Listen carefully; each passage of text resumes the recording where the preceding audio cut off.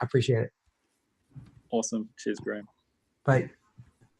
And g'day, Ian. Hi, Joe. So I'm fairly new to this sort of interviewing thing, but I thought I seem to recall something about some Russian bots, and there's a lot of people around the internet which add to their little Twitter handles, I am not a bot, I am not a Russian bot. So I think we may have triggered a movement, but I think you've got a good following there as well. Yes, I'm definitely a Russian bot, yes. Accused by the UK government of being a Russian bot, so it must be right, because they never lie, do they? Never lie whatsoever. It's fantastic to have you along, and on behalf of all the other people that have been accused of being a Russian bot, thank you for standing up for not being one. It's ridiculous, the lies that they tell. The lies that they tell are just ridiculous. And I think quite often people just blindly believe these lies, and the whole Russian story can be quite a deceiving lie to swallow. Yeah. That's what they were. It was. Nobody. From my perspective, I saw. It was great to actually have Susie in Moscow, telling us how life was in Russia, and so it was great there. But so have you ever been to Russia? I have never been to Russia. No, never been anywhere near it. No. So as you say, it's a very far-fetched lie. So tell us. I think you've been on the Unity for J or one of the streams previously. Do you think things have improved since you were last along, or how do you feel about the whole movement and about because you're there in the UK as well? Yeah. I'm the other side of the world. So yeah. Well, some things have improved, and there's more force behind supporting Assange, and there's protests outside the embassy on a more regular basis with people there and people doing internet stuff. So that's got better, that there's more people joining in. But the Ecuador government seems to got a lot worse over the last 3 or 6 months with their new president and meeting Mike Pence, and they're doing deals to get loans from Goldman Sachs now, and they're setting up military cooperation using the drugs trade as a pretext. Yep. The recent the recent news has been quite concerning around those things. And they're now voting on things on the Ecuador government around Assange's citizenship, aren't they? So we don't know what's going on exactly. I'm not into Ecuadorian politics, and I don't know any of the politicians there either. No, I do. I must say, I do rely on some of the Unity for J people to sort of translate these things and put them in terms we understand, and it's great to have that sort of depth in the team where people can give you reasoned analysis on these things and what it actually means. And people who can speak Spanish, who can see what's going on in Ecuador, which I can't. Yeah, so I mean, I suppose from your perspective, bringing it back to the UK, you've obviously experienced the smears and the lies of the local media, the UK, and I suppose the message goes around the world. How do you think the UK media is sort of impacting on the situation with Julian Assange and WikiLeaks? Oh, they're running a non-stop 24/7 smear campaign on it, just like they're doing in America. I mean, it's ridiculous. I mean, as soon as Russia comes up or Assange comes up or whatever, they'll just launch all their smear campaigns. It's every UK media outlet, mainstream media outlet, all the main papers, all the main channels, they all tell a load of lies. And they're still all pushing this Russiagate thing. I mean, the whole thing started that that Russians were supposed to have hacked the DNC servers, and that's how WikiLeaks got the emails. Well, that's a load of complete nonsense, because it was from a DNC insider. So the whole thing is snowballed from there, and they just keep repeating it. They're going on the strategy that if you tell a lie 1,000 times, it keep on repeating it. And they keep repeating the same simple thing. Oh, it was the Russians that hacked the DNC servers, and the Russians meddled in the US election. How did the Russians meddle in the US elections? And please explain this to me. And can you name any? Well, this must be simple. But can you name 20 people who changed their vote because the Russians meddled in the election? Oh, you can't name 20. Well, name me 10 then. That must be easy, mustn't it? Oh, you can't name me 10 either.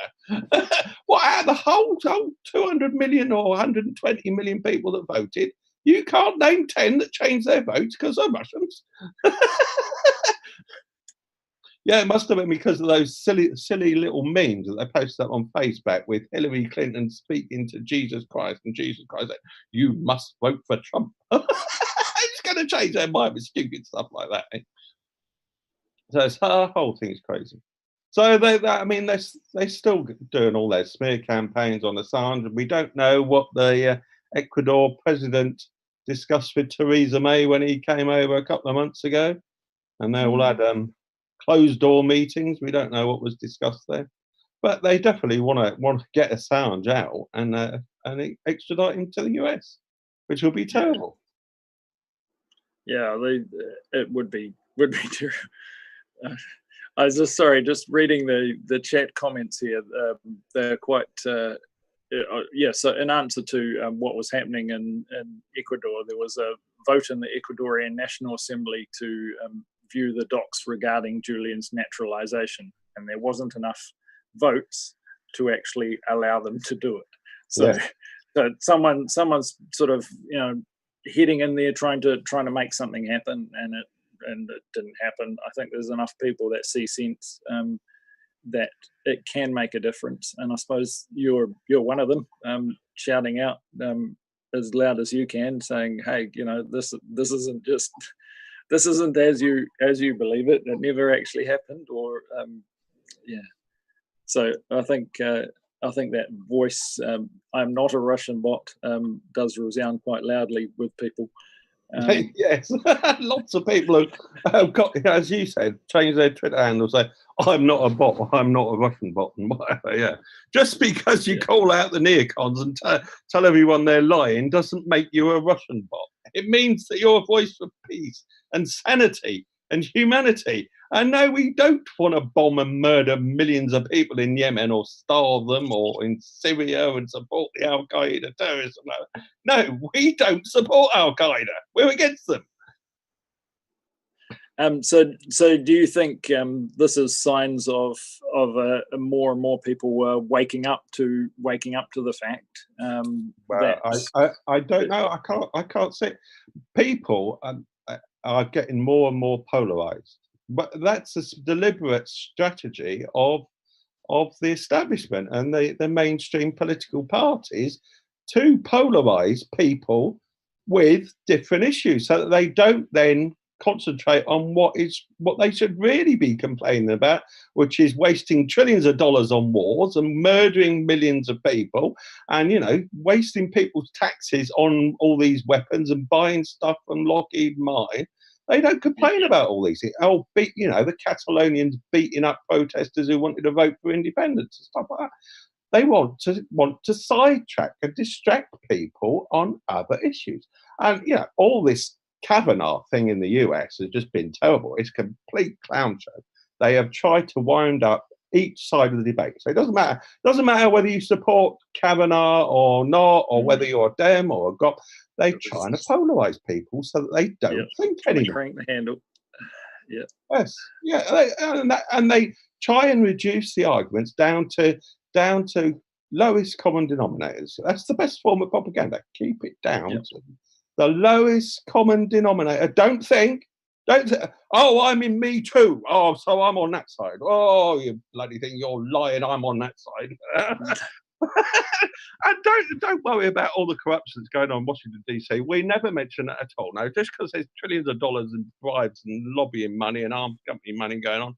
No, we don't want to talk about that at all, do we? No. Yeah. And we don't want to support. We don't want to talk about Kavanaugh being in support of mass surveillance and being appointed by Bush and all that sort of stuff. No. We'll do some sexual assault charge from 35 years ago. I'm on with that. We won't mention that he supported the torture memos and mass surveillance on everybody. Yep, it's all a scheme to distract us from what's really happening, and boil, as you say, boil everything down to a simple black and white choice. And if you're on that side, then you're wrong according to them, and if you're on that side, you're wrong according to them. Yeah. And so it's just a strategy to divide us all.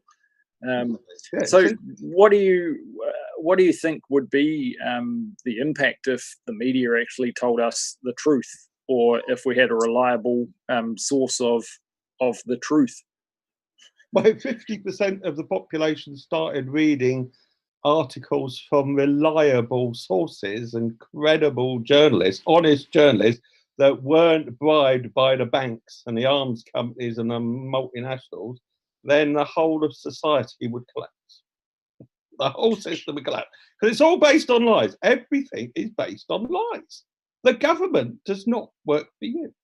It works for their donors, which are the major corporations, big banks, big arms companies, big food, whatever. They don't work for you. So that's one lie. The government does not work for you. No government. I don't know of any government anywhere that works for the people, and not the rich corporate, the major corporations or rich oligarchs or whatever. I don't know of a single country. Do you know of a single country that you would say works for the people and not major banks or major corporations? No, well, I suppose that's why I'm involved with the Internet Party in New Zealand. I'm trying to make sure there is someone. Exactly, yeah. Must be someone, right?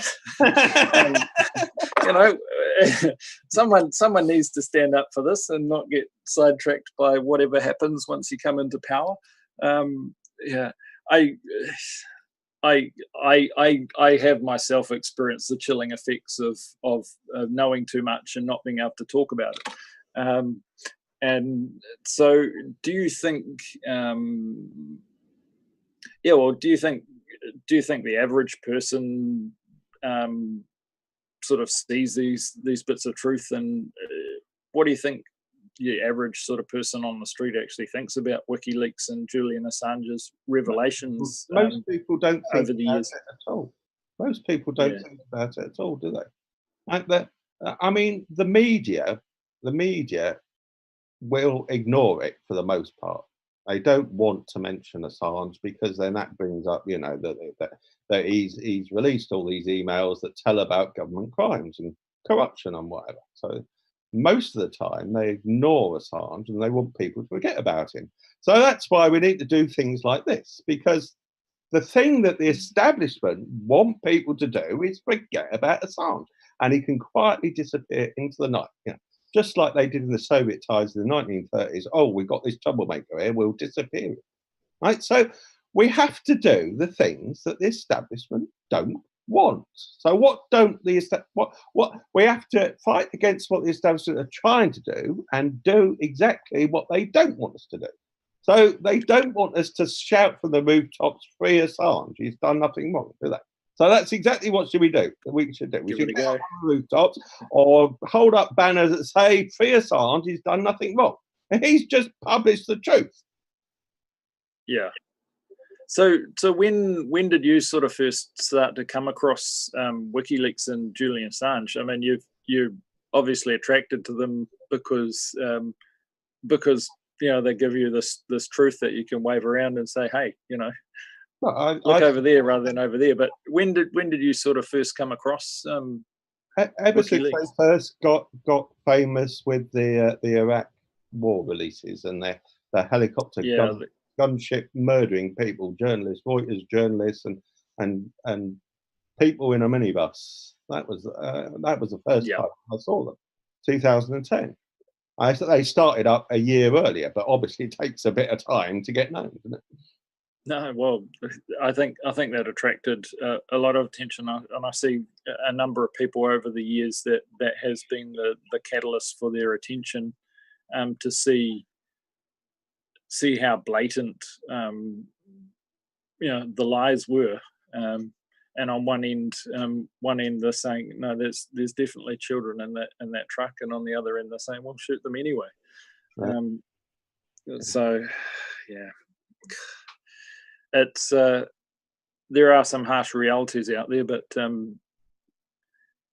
well, that is the problem. Most people don't know about these things. Most people are too busy earning their living to worry about stuff, finding out what is actually going on. The most that most people do is watch half an hour on the evening news, which is just what they're being spoon-fed by the establishment hacks. So they will never find out anything that the government doesn't want them to know about. So that's the problem. So unless you can get people, I mean, that's one of the reasons why Twitter is good, because, you can get past the censorship.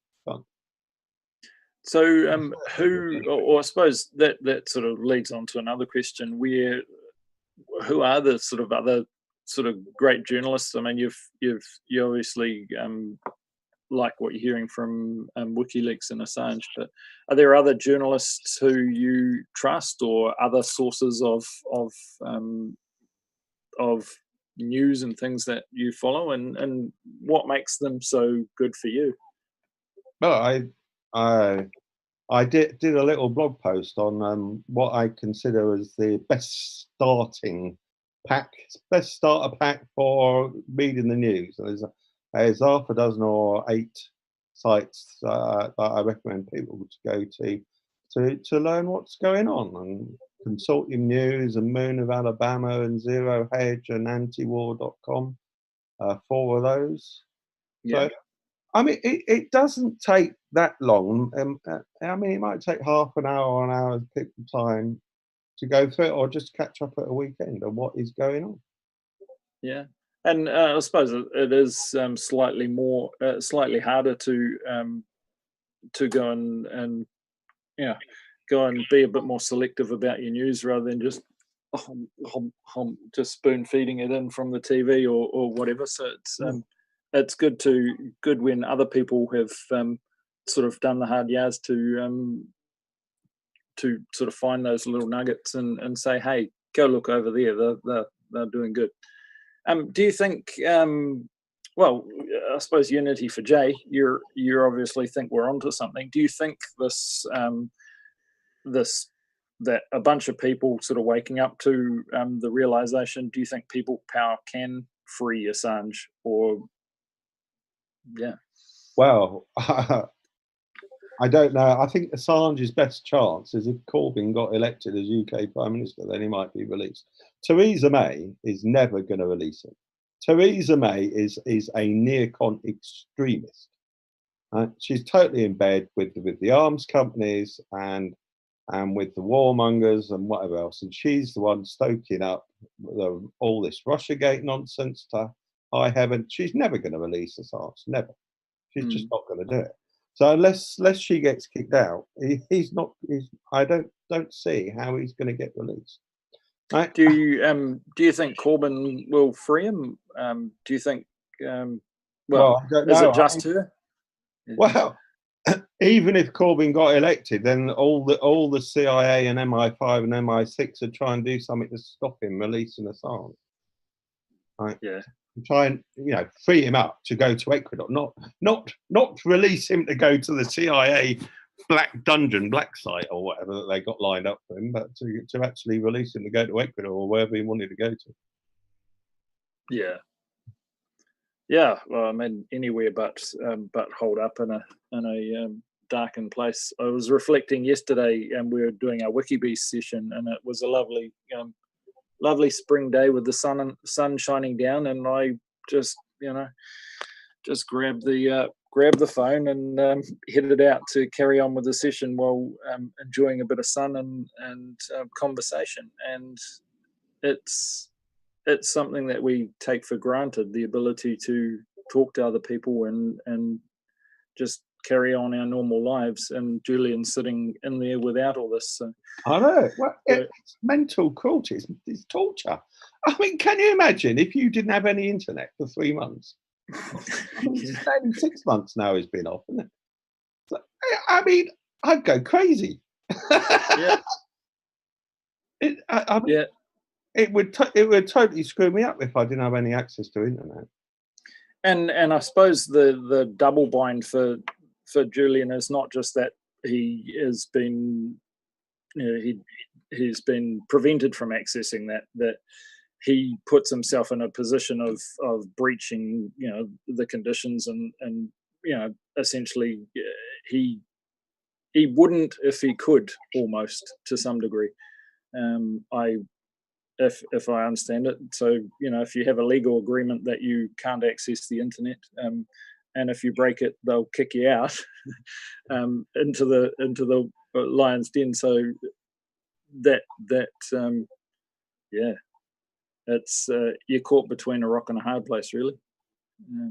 Well, I don't see how Ecuador are going to do that, because I think there's too much public support for him in Ecuador. So I mean, that's the reason that they couldn't manage to stir up the vote in the Ecuador Parliament, wasn't it, just recently, because they didn't have enough support.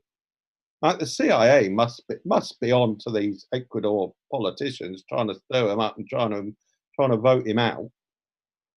They must be. Well, definitely. You can sort of see in the talk of a lot of money being exchanged and deals being done, and well, if we give you this, then you need to do this. Well, if it does come down to it, then it seems that people still see sense. I think Ecuador's probably, as you say, a great place for them. If despite all this pushing and pulling and tugging, people still manage to vote against it. Yeah. Well, I don't know. I mean, it's still highly dodgy. I mean, when this started, there was all rumours going around, wasn't there? That he's going to be kicked out of the embassy very soon. I mean, back in April or something it was, when all this unity for Julian started. There was it was imminent that he would be kicked out, and I suppose every I mean, even this, I think our press release this time round was, Assange in crisis, this thing happening. And I think it's more important than ever that we gather together and try and stop this. And I never imagined we'd be doing this 6 months later. Well, I mean, it must have done some good. It certainly didn't do any harm, did it, doing all this? Right? So 6 months ago, there was a crisis point. I mean, there was lots of stuff going around that he was going to get kicked out for in 2 weeks' time. He'd be kicked out and sent to America, extradited. And then it all died down for about 3 months, didn't it? And people started protesting outside the embassy and whatever. So people spoke up, and it died down for a while. But now the Ecuador government is now doing stuff that's highly suspicious and not good at all. So we need to keep the pressure up. If the pressure dies down, then they might well, feel able to do it. Because the only reason they're not doing it is because they might get backlash from the public. That's the only reason they're not doing it. It's because either in Ecuador or in the UK or somewhere else that they'll get a load of backlash from the public about it.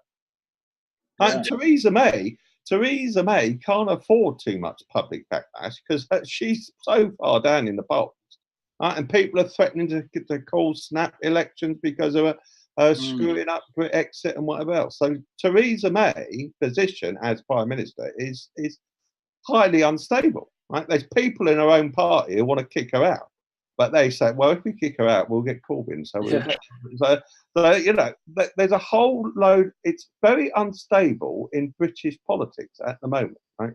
Theresa May is not in a stable position at all. She's completely screwed up the Brexit negotiations, and it's constantly in the UK media about how she screwed it up and it's not going to work and whatever else. So you know, if Labour, Jeremy Corbyn's party, have threatened that when they come back, whenever the deal is on Brexit, they will then say, well, that's no good for Britain at all. We'll have a vote of no confidence and we'll kick her out. And then they'll have to have a snap election, which Theresa May doesn't want to do.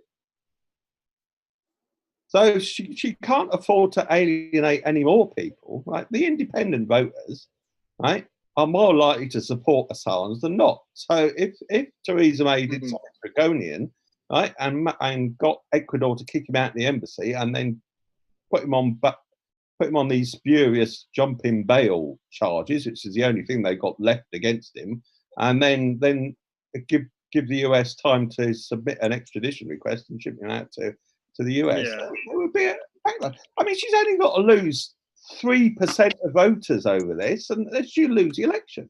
So she can't do it. You see, at the moment she can't do it because her popularity, the public opinion of her would go down, and she'd lose more seats in Parliament. She'd lose an election. Yeah, so you can just imagine the scrambling that's happening in behind to try and find a way that they can do it without anyone noticing. Yeah. And that is certainly the way. We're coming to the end of our session tonight, and I think you're going to be interviewing Elizabeth Lee Voss shortly. Yes. Hi, Elizabeth. Yeah, so Elizabeth's here, joined us with us, and so I might actually I've got to head off to work very shortly, but it's fantastic to have a chat with you, and I must admit I probably heard about the Not a Russian Bot well before I'd heard of you, and I think the first time you came on as a panelist, I was like, that's that guy. so pleased to meet you, and your story did make it all the way around the world and landed here in little old New Zealand and inspired some of us. In fact, one of my counterparts in the movement wears that "I am not a Russian bot" thing on her Twitter handle too. So congratulations on achieving this, and we'll hope that together the unity that we're showing can Atlantic Council and the rest of the people that spoke up against them. Yes, thousands. Yeah, that's the one. All right, so I've still got 2 minutes. I'm sure we could fill it with something. No, all right, I'll hand you over with Elizabeth, who I think's eager to get into it. So good chatting with you, Joe. And well, good morning for me. It's 8 a.m. here. So anyway, fantastic. All right, see you all. Joe.